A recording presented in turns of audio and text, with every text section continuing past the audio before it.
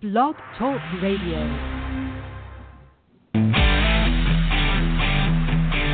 This is Franchise Today, brought to you by FRM Solutions, providers of the best-in-class software solutions for franchise relationship management. Franchise Today is your destination for weekly information, conversations, and interviews with accomplished industry leaders, all of whom share best practices for sustainable growth and sensible franchising. Here now, your host, Stan Friedman, to kick off this week's podcast with the SoLink front of the house.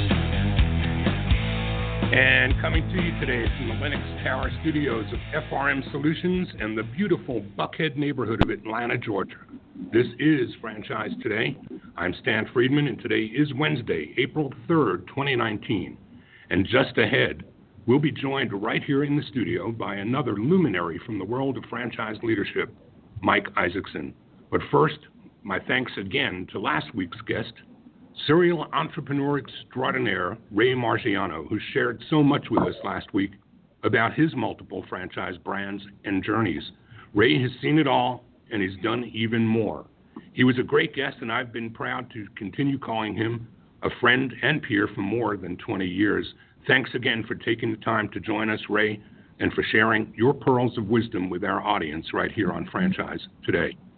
Remember, you can download Ray's interview if you haven't already heard it, along with hundreds and hundreds more at iTunes, Blog Talk Radio, TuneIn, Stitcher, or any place where podcast libraries are found, or simply just go home and ask Alexa to play the latest version of Franchise Today podcast, and you can always hear the latest episode right there as well.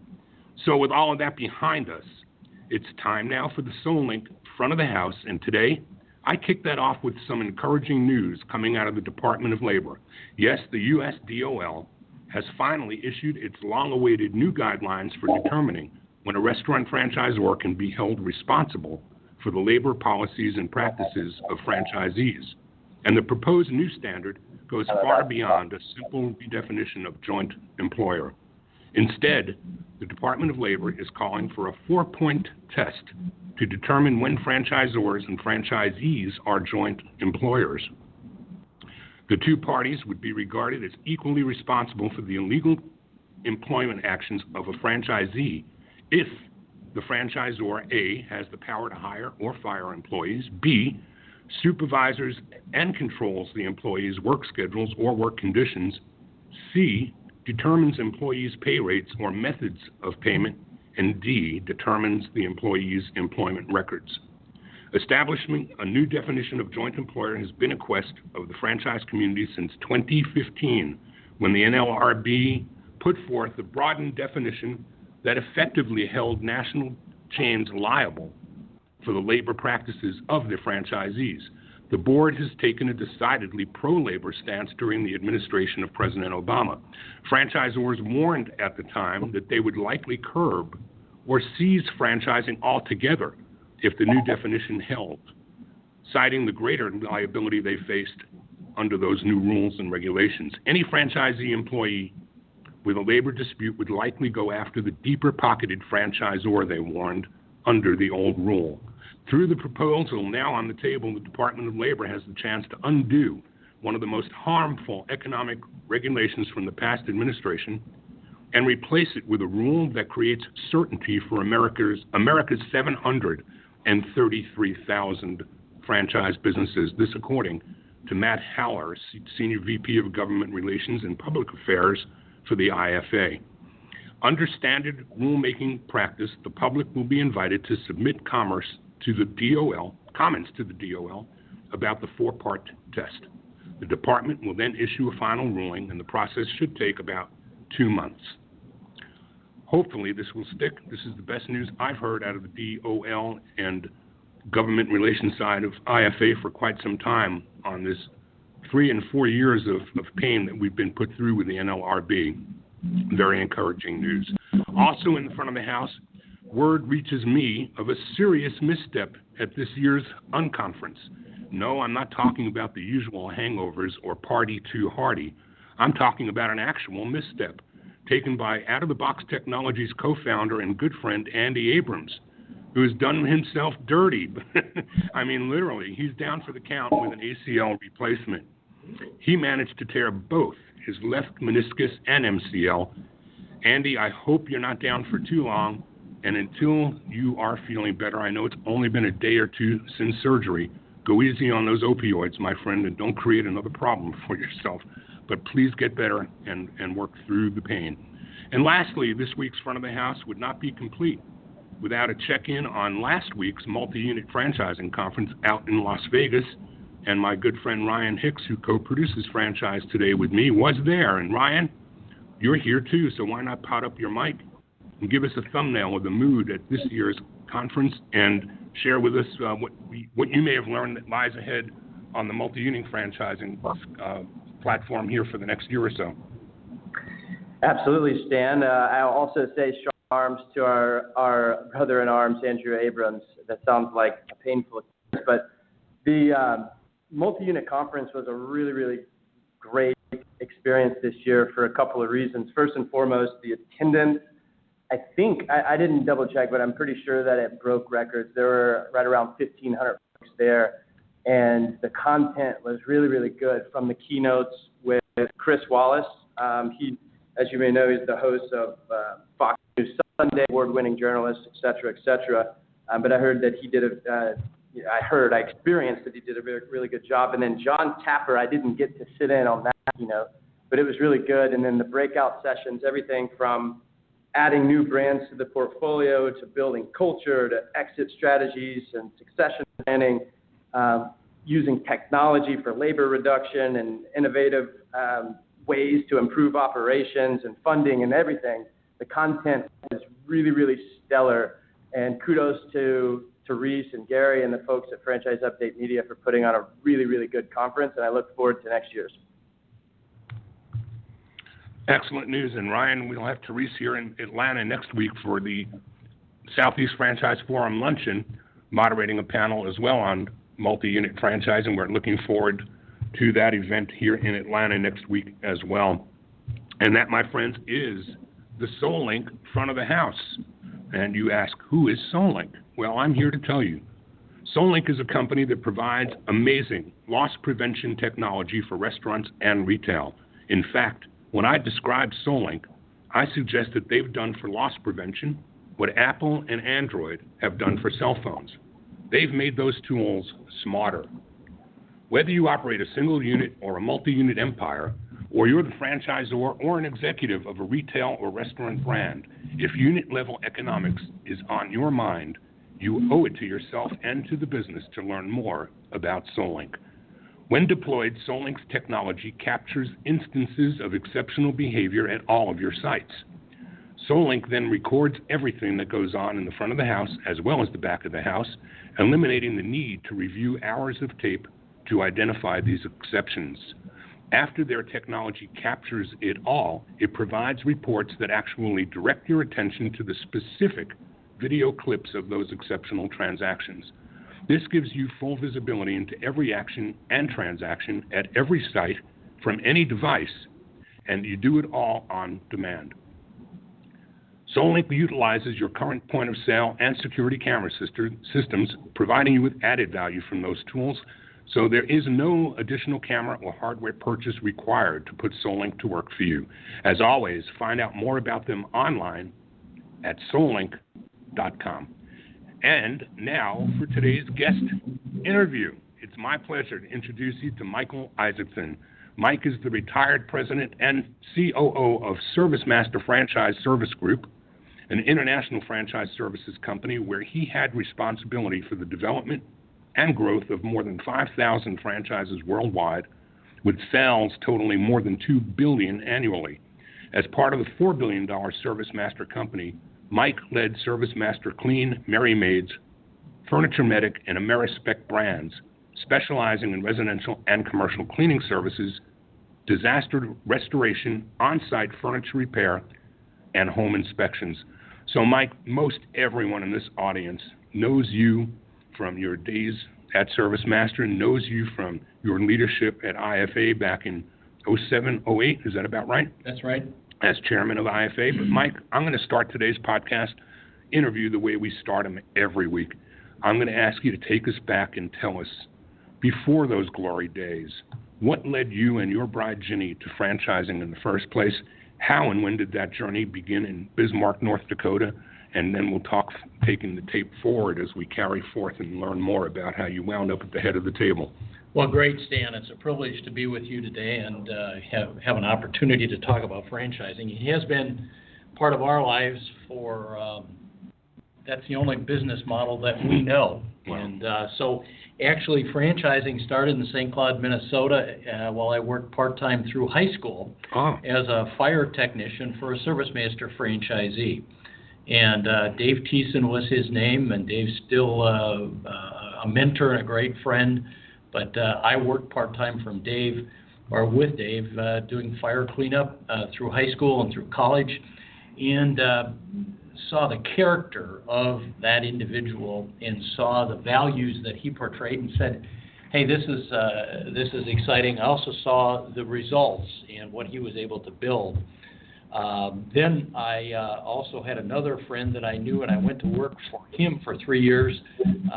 He ran a large trucking company and worked for the Whitewater Corporation and was involved in a parts department.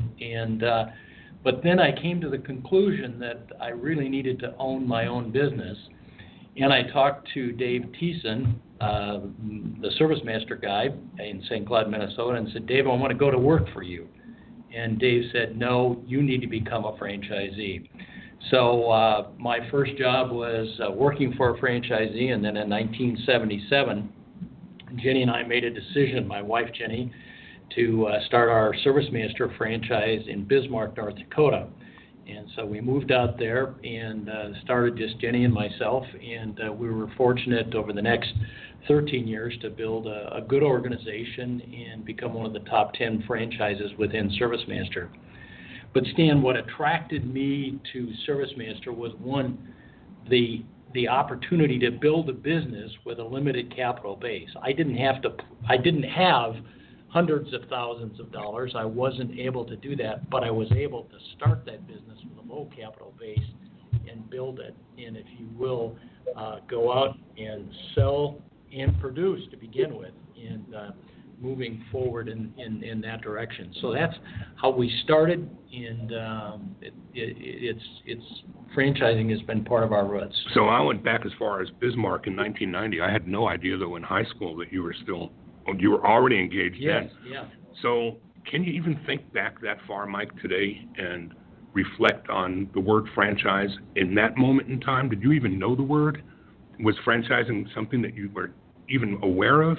Well, I didn't know the word franchising, but I was able to see when I worked through high school and college the standards.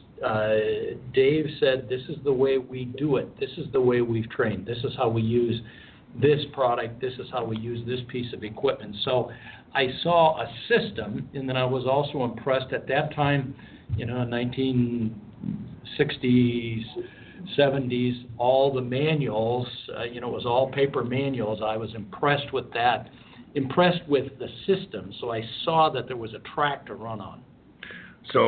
And I saw his success. I said, hey, this is pretty good. Right. I can do that. Yeah, that's exactly right. So how long did it take? And talk a little bit about the lift of learning to run a business and your early days as a franchisee, being exposed to not just the business that you were in, but having the power of the franchise over your shoulder, helping to guide the journey. Well, I think there's a couple factors in that. One, I saw the values in the relationship and the respect that ServiceMaster had for me and the responsibility they had for me as a franchisee. I saw that personal commitment from the franchisor to be successful. They were willing to build a relationship, and the franchisor was willing to be vulnerable for me to say, I need this help, or you can help me. And they also held me accountable. So I think that's a piece of it. But I think also the opportunity to see that it's a people business, and I was able to really find great people to work with in our franchise business and go forward. The other piece that really made a difference is I had a chance to become involved in the Franchise Advisory Council. So as I was able to interact with corporate staff and develop those relationships, that's what really made me see that franchising was a powerful force. ServiceMaster respected me as a franchisee because they recognized that I put the capital into the business. I was at risk more than they were. So I think that's an important part in the values of ServiceMaster. So this is back in 1977 till 1990, I was a franchisee. And let's talk about some of the milestones that you experienced over that 13 years, because nobody, I think, gets into a small business expecting that, it's going to be anything of an empire going along. But at some point, as you're growing your business, you start to get some sense of, I can scale this thing, or I can build this to more than just me and my wife and what number of employees you may have started with. When did some of that start flowing for you? How far along were you when you started having those wake-up calls and those aha moments? This could be really big. Well, I think it was the moments were when I found the right people to come and join me, when I found the first production assistant, the first crew chief, the first office assistant, the first salesman. Those were the aha moments that I saw, hey, I can stay, and at that time we sold in a blazer and a tie, and that I could stay in my blazer and tie and not have to change out of my sales dress into production dress. And I started to see that I could leverage myself over the sales and the leadership of the business and develop production through the organization. So, and then the other piece was just the opportunity to build references by satisfied customers, that customers were willing to say they do a good job. And again, for me, it's an awful lot about relationships, because I had customers today that I was a pallbearer at their wife's funeral. I sang at their daughter's wedding. Those are the things that by personally investing really gave me an opportunity to say, hey, this has legs. So you brought people on, and you started to have to not only manage the business, but now you're managing people. What kind of skills, Mike, did you have to bring with you? What did you go to college for? What did you study? Well, my degree was in industrial education, industrial arts. My dad and mom were both teachers, and I was going to be a teacher. But I think, to me, it's about respect and empathy for the lady or the man that's cleaning that toilet, or that is actually taking care of a cleanup from a fire or doing maid service. It's seeing that person as a human being, that they have a soul and a heart and they have a life, and not a unit of production. Now, they need to perform, and I think that to me is the key thing. And then also just that each of those people are created in God's image, and that we have a responsibility to those folks to be responsible. I like what you talk about, sensible, that I have to be sensitive, or had to be sensitive to those people. Because really, when you boil it all down, it's about the relationships you build with the employees or the team members that you have and the customers that you have. And if you have strong relationships where they know we messed up every day, we screwed up, didn't do something right, didn't empty a trash can, didn't clean something well enough. But if you had that relationship, that the customer trusted you and the employee trusted you, then you had great things that could happen. So fast forward the tape for us, Mike, and at some point there was a pivot between you and your franchise and your territory that you were working in, and eyeballs looking toward a corporate life, perhaps. Or was it the company that saw more in you, or were you looking for more from the relationship? How did that pivot happen? Yeah, and again, our second objective in ServiceMaster was, and those have been changed, but was to help people develop. And so I was at my desk one day, and the CEO of ServiceMaster called and said, we'd like you to come to the home office and be a part of Maids. And I had no idea that I would have that opportunity. That was not on my radar screen, but I had gotten to know and got known because I was on the Franchise Council and I chaired the Franchise Council. So I had a chance to meet these men and women, and they had a chance to meet me. So I think I had confidence in them, and they had confidence in me. So they gave me an opportunity, and fortunately, and this sounds boastful, but fortunately we built a good business that was transferable, because so many entrepreneurs build businesses today that are not transferable. Right. Because it's all about the person. Right. Even to the point where they put their own name on it. That's right? exactly right. We were ServiceMaster, and we were Maids, and we followed the system so that my managers actually bought the business. And so we were able to transfer that business and harvest. And we gained equity. We gained value because of that. So we were able to, in July of 1990, join the Maids home office, and again found myself in a place that I was mentored by strong executives who cared for me as how I performed and also who I was, and developed me as a human being, as a person. What was the next stage of growth then? What came next? Well, then for the next 4 years, I had the opportunity to lead 5 years the Maids business, and then ServiceMaster had acquired that 3 or 4 years earlier from Dallin Peterson, who founded Maids, and so I had a chance to be in franchise sales or development, and then was and quite promoted. the franchise salesman you were, as I've been told. Yeah, we enjoyed that. That was great. But again, helping men and women become franchisees was always an important part. But I also felt that responsibility.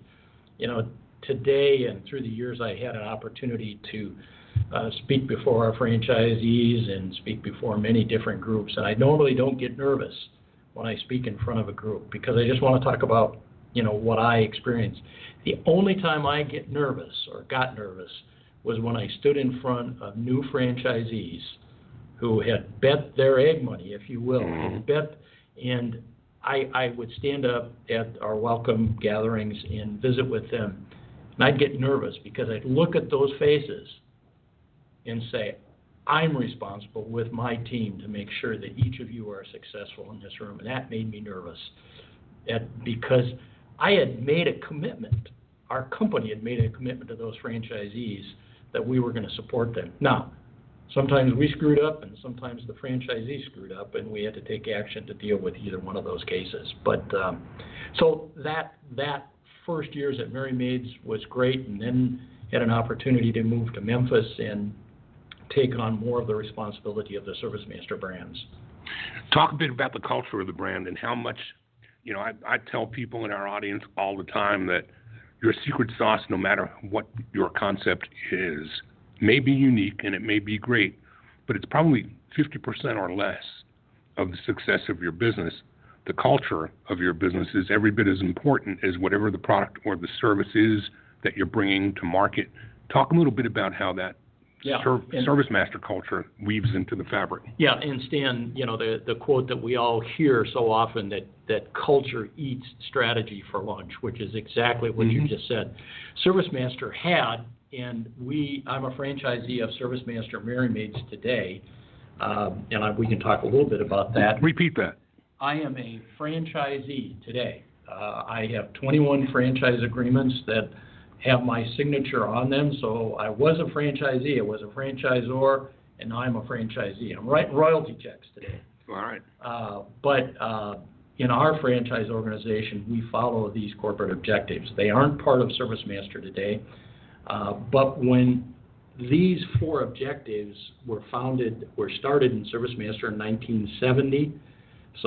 But we had 4 objectives. First, honor God in all that we do. Secondly, to help people develop. Third, to pursue excellence. And fourth, to grow profitably. Now, that first objective did not say that someone had to be a Jew or a Christian or a Muslim or a Buddhist, but it said there was an absolute authority for the way we conducted ourselves and the way we conducted our business. And that set a cultural norm. The second norm was that we were responsible to develop people.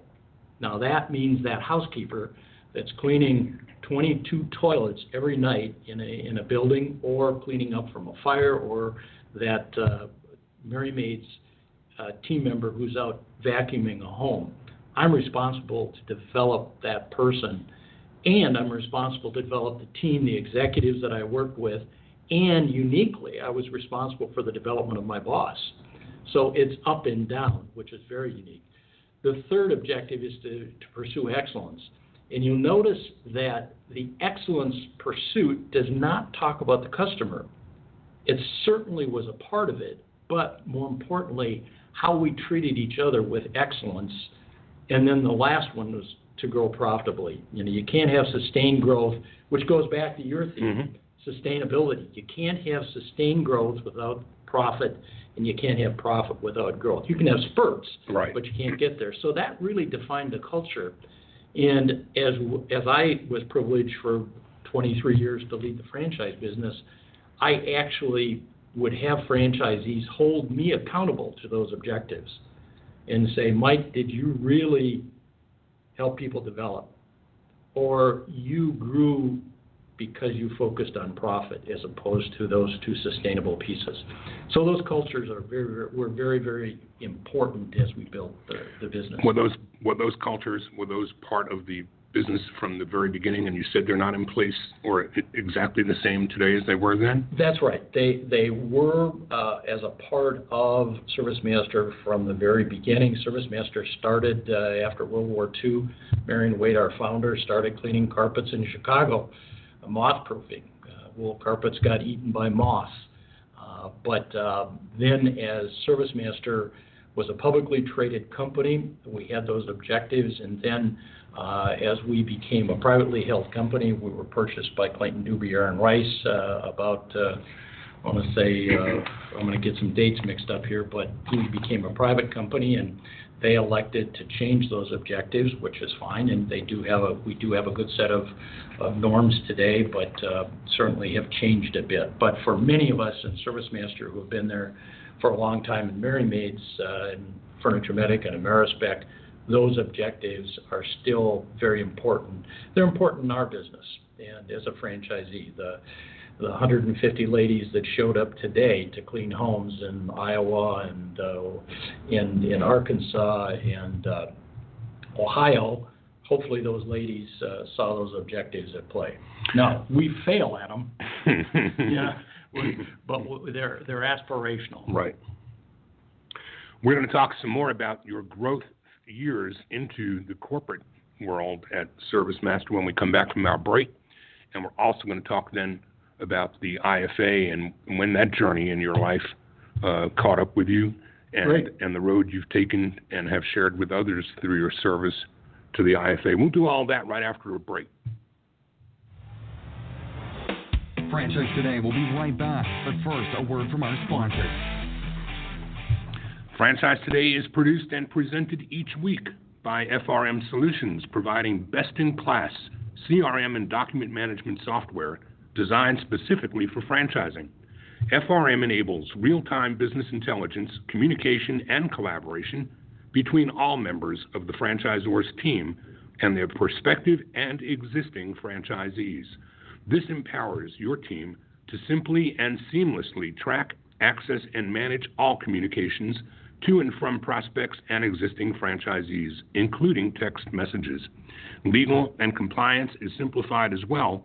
With FRM's document management, and even site visits can be digitally facilitated and scored using FRM. Make today the day you give FRM a look and assure that all of your candidate and franchisee correspondence, including texts, are being permanently tracked and archived in candidate and franchisee records. FRM even provides state-of-the-art digital experiences for your prospective franchisees, replacing old-style virtual brochures. No long-term contracts required, multiple upgrades each year at no additional cost, no excuses, just solutions on the web at frmsolutions.com. Mike, it's a fascinating career and a fascinating journey that somebody starts working for a franchisee, becomes a franchisee, moves into corporate, and then takes on other brands, and then actually accelerates his growth and career into leading a $4 billion company and being responsible for $2 billion of its revenue across thousands of people and concepts and across the globe. And And as we said at the beginning, you went to college for something other than that, never contemplated this kind of leadership. So I'm interested in how that accelerated and where you hit the gas the hardest and where the most of your fingerprints and your legacy inside of that organization are left. And then we want to spend some time talking about the IFA side of life because we're both so ensconced in that. Yeah, absolutely. Well, just a couple of thoughts. As a franchisee, one of the real growth drivers when I was my first from 1977 till 1990 as a franchisee in Bismarck, North Dakota, was that I had the ability to talk to other franchisees. Great franchisor. I have a great franchisor today at Maids, great organization. But where I learned the most, Stan, was from other franchisees. Pick up the phone and call somebody and say, how are you dealing with this issue? How are you solving that? How are you gaining customers? That's the power of franchising, is the other franchisees. Also, just the competitive nature to see somebody go up on stage and win Franchisee of the Year and say, I can do that. Right. So that's really was a key part of that. And then again goes back to building long-term relationships. Some of those franchisees that I got to know when I was a franchisee are brothers today. And there's 5 or 6 that are still very, very close. As a franchisor, I think the acceleration was because I came from a franchisee background, I had infinite respect for the franchisees. And I always made it very, very clear that my boss was not the board of directors, was not the shareholders of ServiceMaster, which sometimes made my bosses, most of them got it. A couple of them looked at me and said, no, your budget is the boss. Right. Your shareholders are the boss. And I'd say, no, my responsibility is to fulfill the commitments that we made to our franchisees and to innovate and grow the market and listen to the franchisees and hold them accountable. Or and that the franchisees held us accountable. Right. Now, we also had to have brand standards. When we had a franchisee that wasn't going to make brand standards, we had to deal with them and change them or get them out. But I think it was the fact that we respected the franchisees.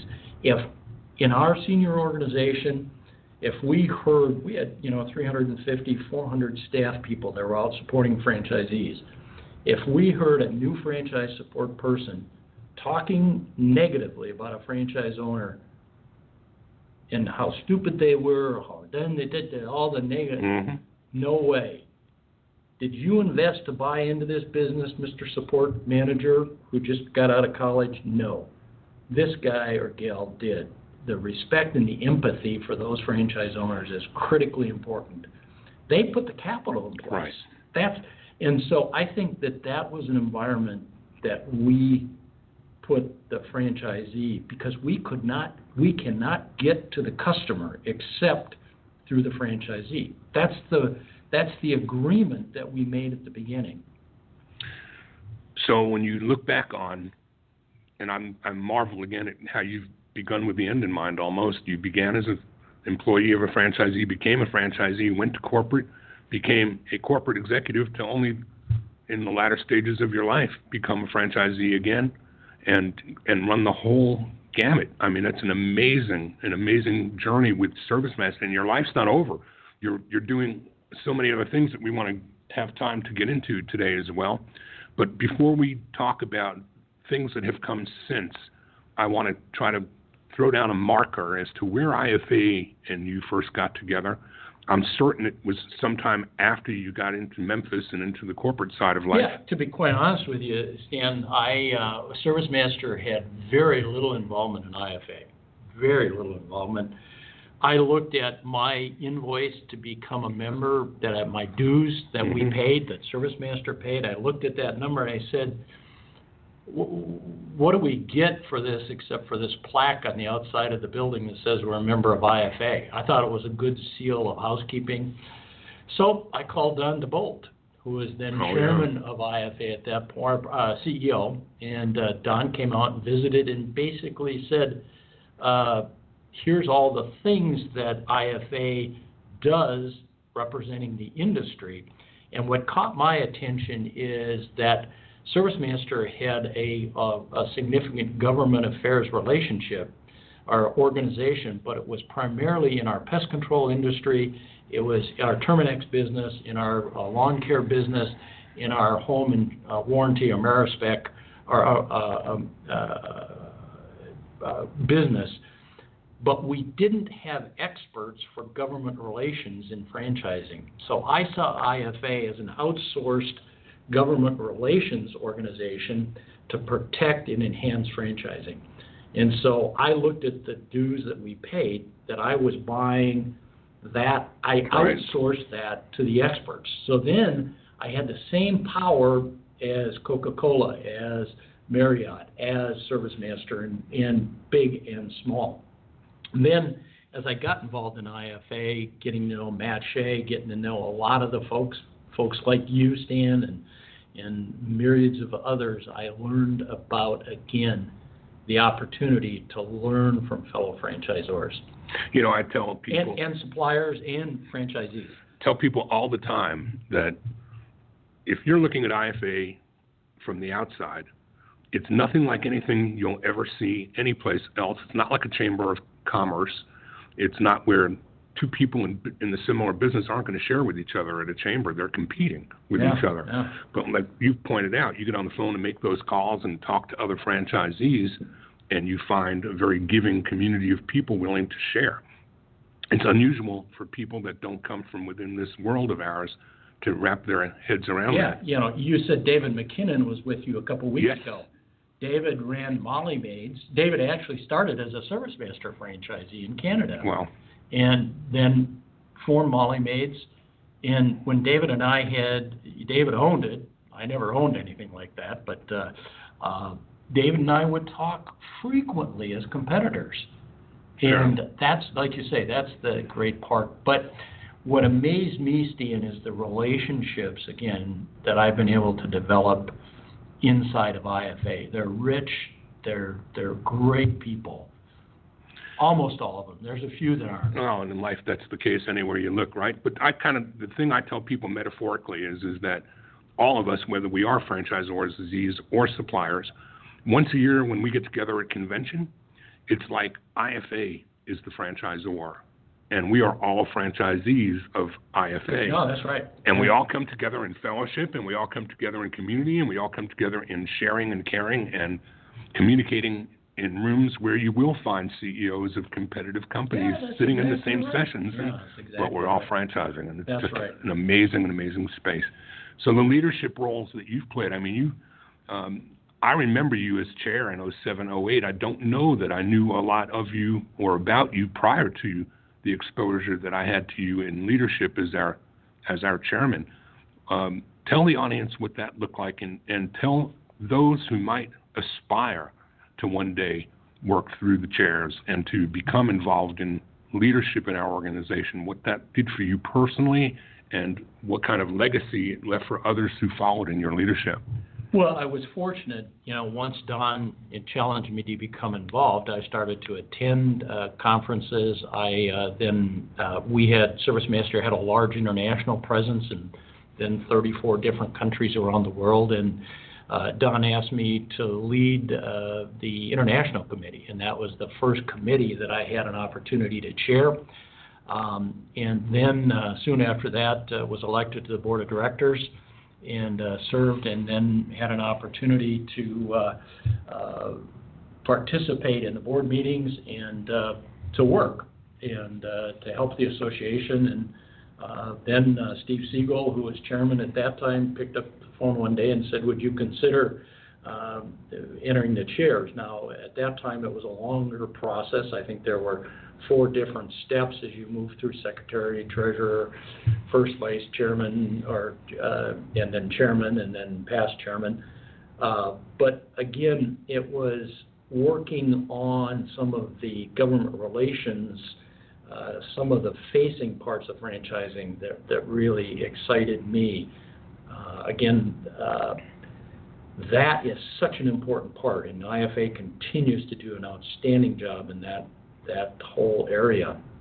And then as I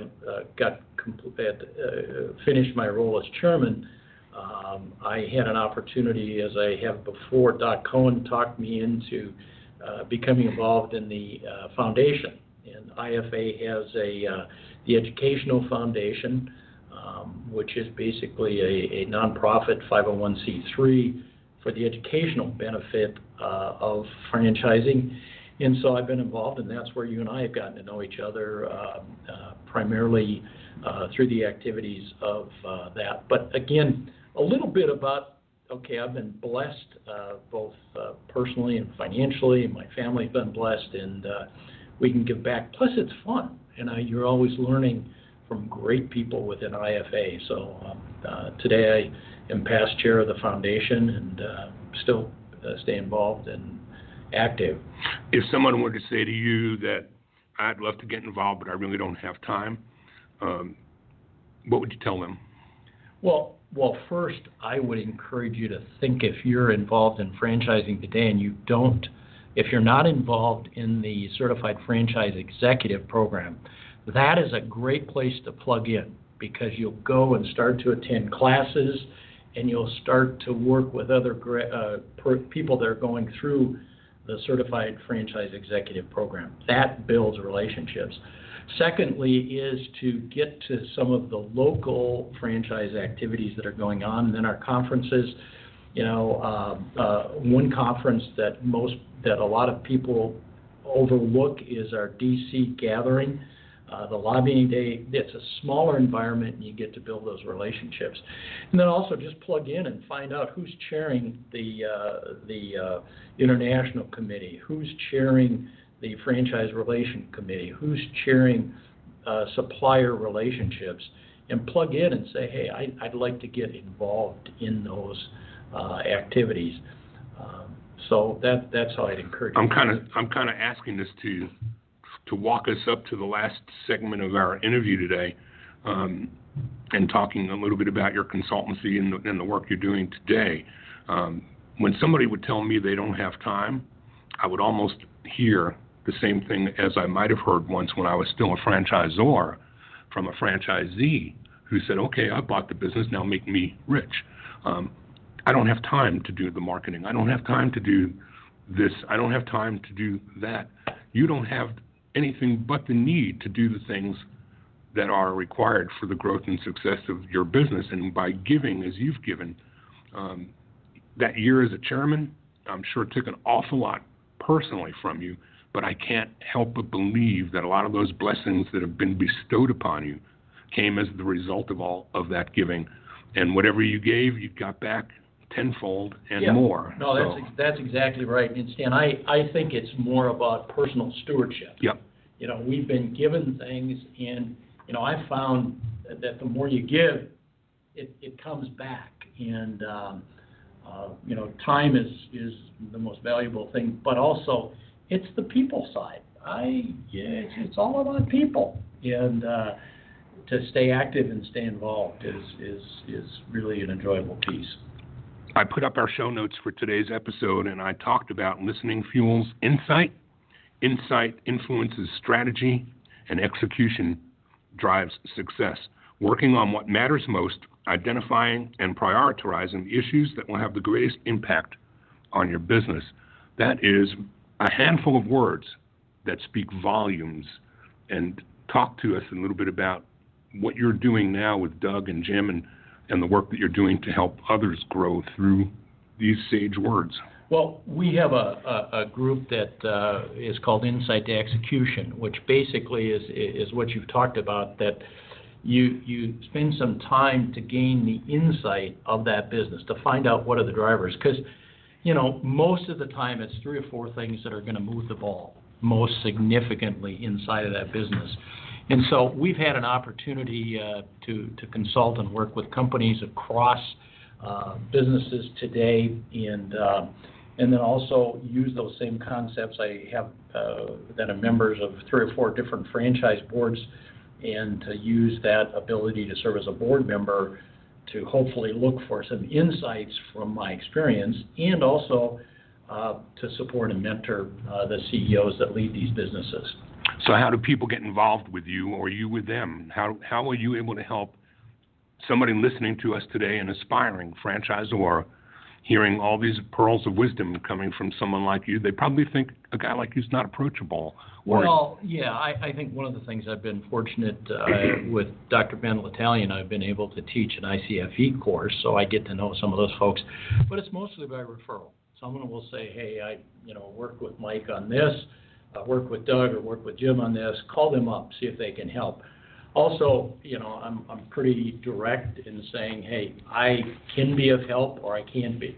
I know what I bring to a table, and also just mostly referrals. I'm not aggressively out, trying to hustle a bunch of stuff. If someone has a need and it fits with their time and schedule, et cetera, we'll do it. But so where's the sweet spot? What is it that you look for when you look at a company that gives you a call like that? How is it that you determine whether an engagement is a good idea or not? Well, first, do they have self-awareness of really what the condition of the business is? What is, what are some real factors in terms of static business numbers, the balance sheet, what's the debt, what are some of those key factors that are going to look at survivability? If it's very clear that there's no chance for survival, I'm not going to be involved, because they need to go and deal with other issues. I think it talks more about their approach to their franchisees. If they see and are committed truly to the franchisees in what they're doing, and that's mostly identified in the top 3 or 4 leaders inside of that business. What's the CEO look like? What's the development officer look like? What's the chief marketing officer? What's the CFO? What does she look like? What is that marketing individual? And if I sense that there's a willingness to work together and build a place that's safe for everybody to be open and exchange concepts and ideas, then I look at that and say, hey, this looks like a good organization. We didn't talk about it, but I'm kind of thinking as I'm hearing what you're sharing.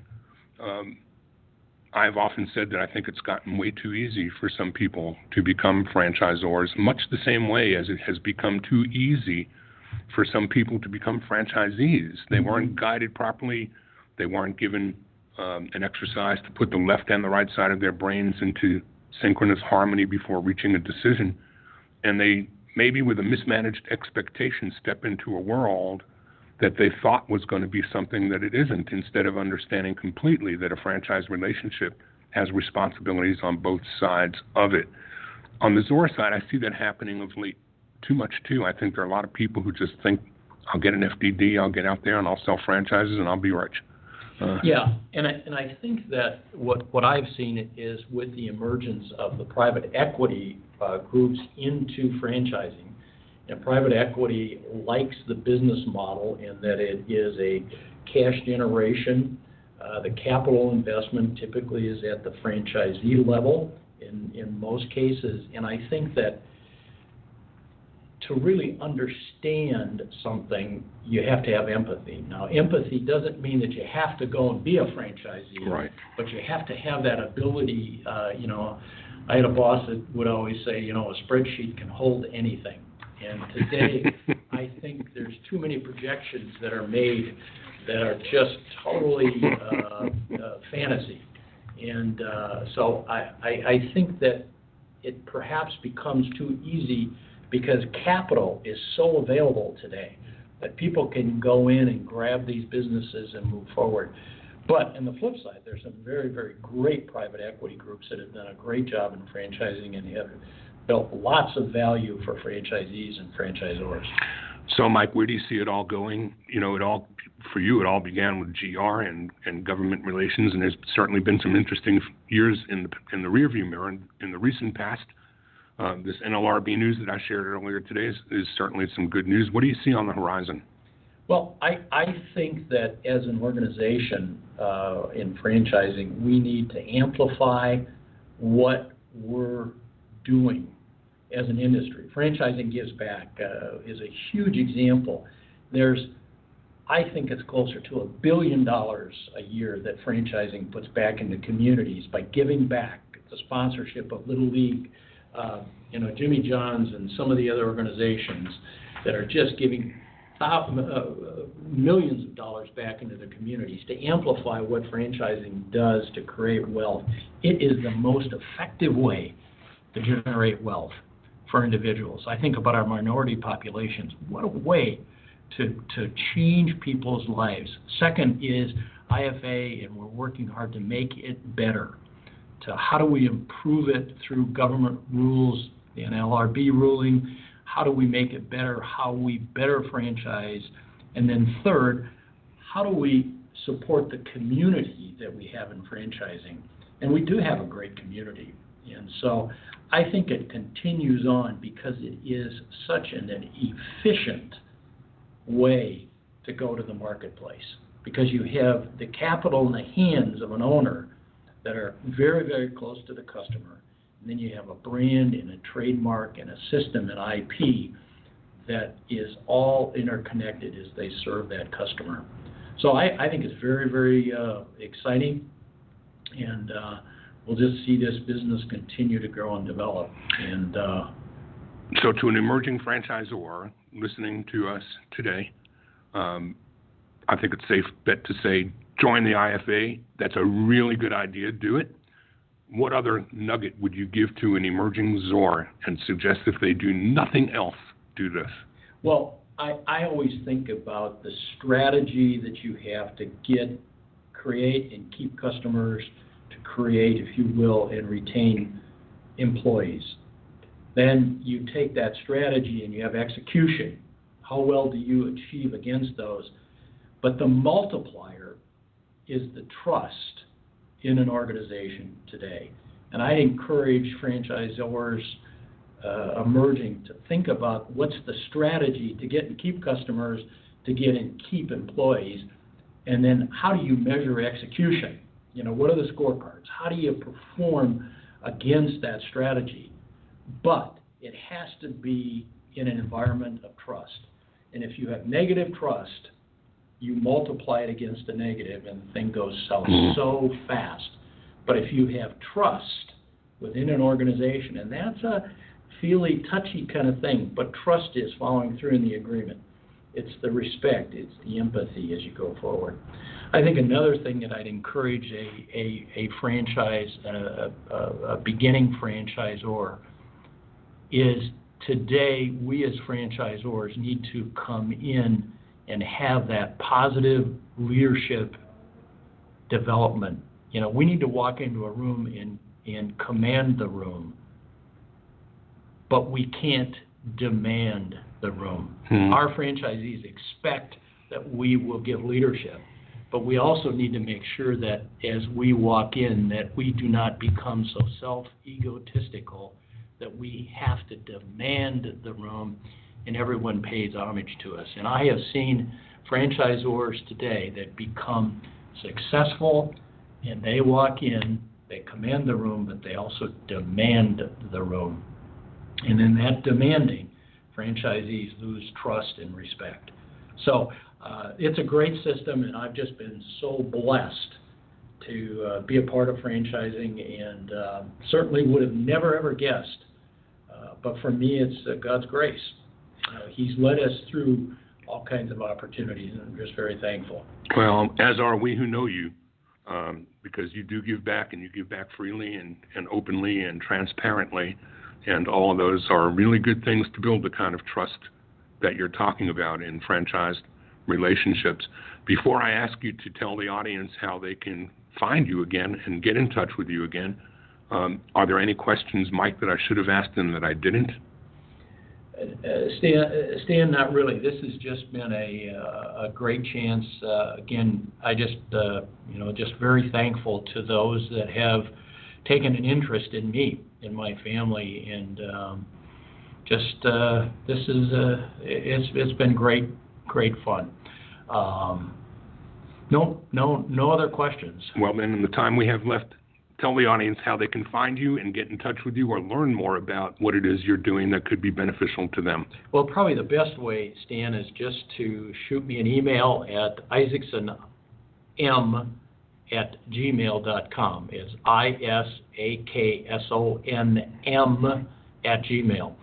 One more time, isaksonm@gmail.com. That's right. That's exactly right. I don't even have my own little, I should have a fancy email address, but... It's part of what makes you Mike, that you don't. And, Yeah. you know, that you're as humble as you are and have so much to give, and you don't need the labels. Those of us who know who you are, and we appreciate you every minute of every day. Great, Stan. And thank you for being here and for sharing some of your pearls of wisdom with the audience today on Franchise Today. Until next Wednesday, I'm Stan Friedman, wishing you the best, the very best of all things franchising. And Franchise Today is out.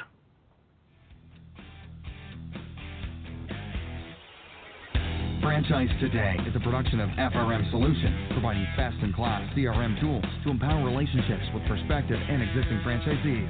No excuses, just solutions. Find them online at frmsolutions.com. Join Stan every Wednesday at noon Eastern for another live episode of Franchise Today. Or, as always, download episodes on demand at blogtalkradio.com or iTunes.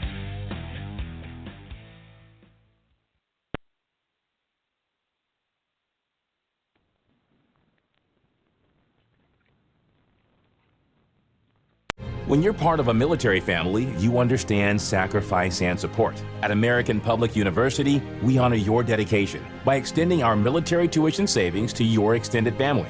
Parents, spouses, legal partners, siblings, and dependents all qualify for APU's preferred military rate of just $250 per credit hour for undergraduate and master's level programs.